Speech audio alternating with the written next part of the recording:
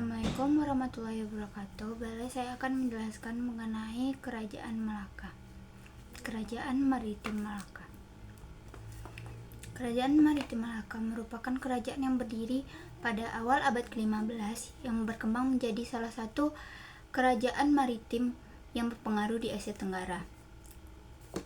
Wilayah Kerajaan Malaka meliputi wilayah-wilayah yang strategis, yang penting dalam perdagangan, serta wilayah pesisir yang memperkokoh kedudukannya sebagai pusat perdagangan dan kebudayaan. Wilayah utama Kerajaan Malaka yaitu Melaka, lalu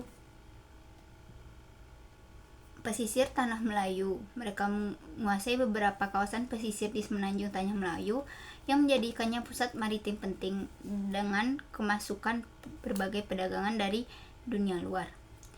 Lalu Sumatera. Malaka turut mempunyai pengaruh di bagian timur Sumatera, terutama di Rokan, Siak, Kampar, dan Indragiri. Lalu Kepulauan Riau dan Lingga yang terletak di antara Tanah Melayu dan Sumatera. Kepulauan ini menjadi kawasan pertahanan dan menjadi penghubung penting dalam laluan perdagangan maritim. Lalu Pahang. Malaka menguasai Pahang sebagai salah satu usaha perluasan wilayah dan kawasan terhadap Malaka. Selain kawasan-kawasan yang dikatakan sebagai wilayah Kerajaan Malaka tersebut, Kerajaan Malaka juga memiliki pengaruh di beberapa wilayah seperti Jawa, Siam, India, dan Timur Tengah. Selanjutnya, asal-usul Kerajaan Malaka. Kerajaan Malaka didirikan oleh Paramiswara, yaitu seorang pangeran dari Kerajaan Sriwijaya yang berpusat di Palembang, Sumatera, yang melarikan diri dari ancaman serangan Majapahit di Sumatera pada akhir abad ke-14. Setelah beberapa kali mencoba mendirikan kerajaan di tempat lain, termasuk di Tumasi atau Singapura, Paramiswara akhirnya tiba di pesisir pantai Melaka pada tahun 1400-an. Menurut cerita yang beredar, Paramiswara dan pengikutnya tiba di sebuah daerah subur di sepanjang Selat Malaka yang membuat dia terkesan dan memutuskan untuk mendirikan pemukiman di wilayah tersebut. Paramiswara awalnya mendirikan Kerajaan Malaka sebagai kerajaan Hindu dan Buddha. Namun, beberapa sumber mengatakan bahwa ia kemudian memeluk Islam dan mengubah namanya menjadi Sultan Iskandar Shah.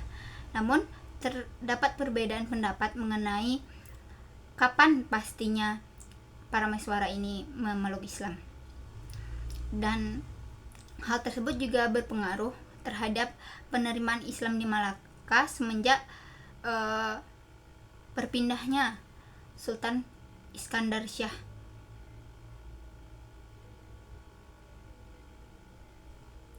Sultan Iskandar Shah memeluk Islam, dan hal tersebut semakin meningkat ketika Sultan ketiga Malaka, yaitu Sultan Muhammad Shah, menjadikan Islam sebagai agama resmi negara tersebut atau kerajaan tersebut. Selanjutnya, perkembangan Kerajaan Malaka. Kerajaan Malaka berkembang pesat sejak didirikan oleh Paramiswara pada awal abad ke-15 dan segera menjadi salah satu pusat perdagangan, agama, dan budaya paling penting di Asia Tenggara.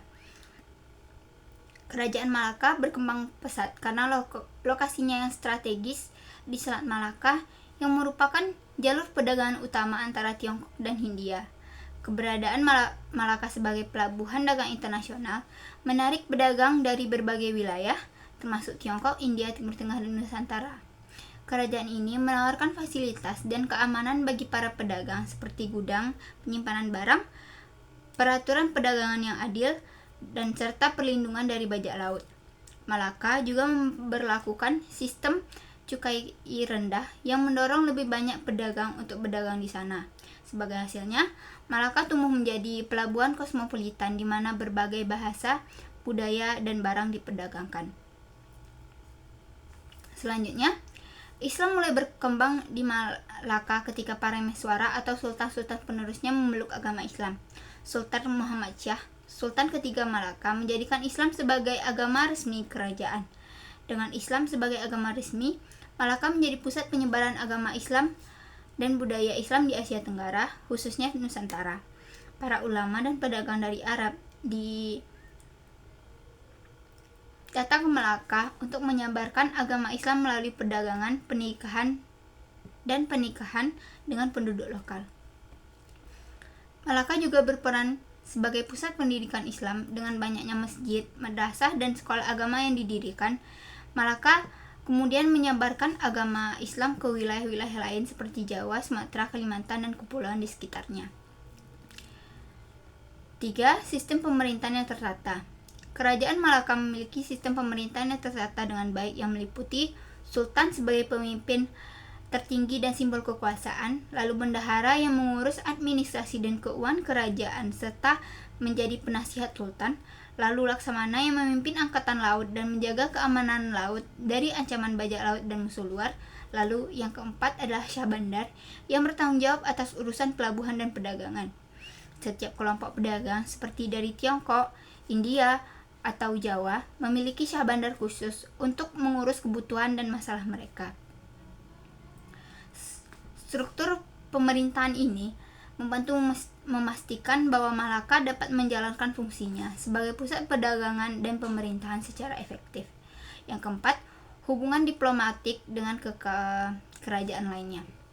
Malaka selain menjadi tempat pusat perdagangan, juga menjalin hubungan diplomatik dengan beberapa kekaisaran besar, terutama dinasti Ming di Tiongkok.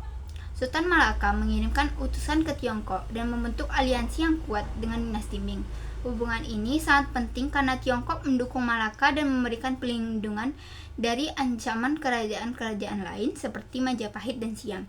Selain itu, Malaka juga membangun hubungan diplomatik dengan berbagai kerajaan di Nusantara dan Asia Selatan hingga memperluas pengaruh politik dan ekonominya di wilayah tersebut.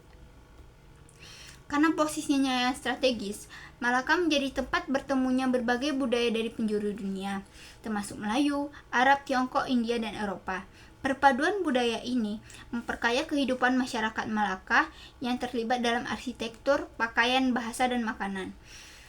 Bahasa Melayu Malaka bahkan berkembang menjadi lingua franca atau bahasa perantara di Asia Tenggara.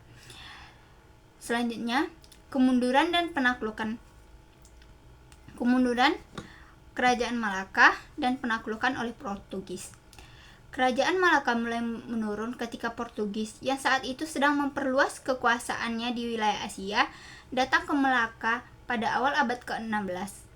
Pada tahun 1511, di bawah pimpinan Alfonso de Albuquerque, Portugis melancarkan serangan ke Malaka dan berhasil menaklukkan kota tersebut. Penaklukan ini menandai berakhirnya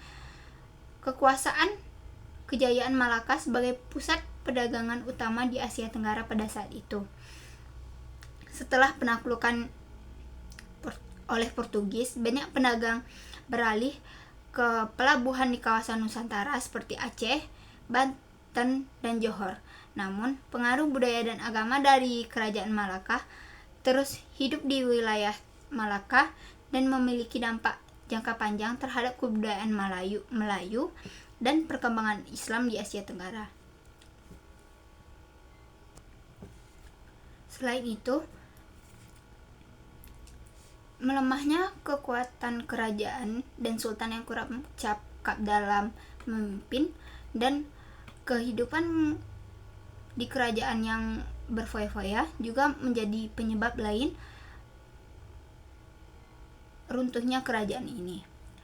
Mungkin hanya sekian yang dapat saya sampaikan. Terlebih dan terkurang saya minta maaf. Assalamualaikum warahmatullahi wabarakatuh.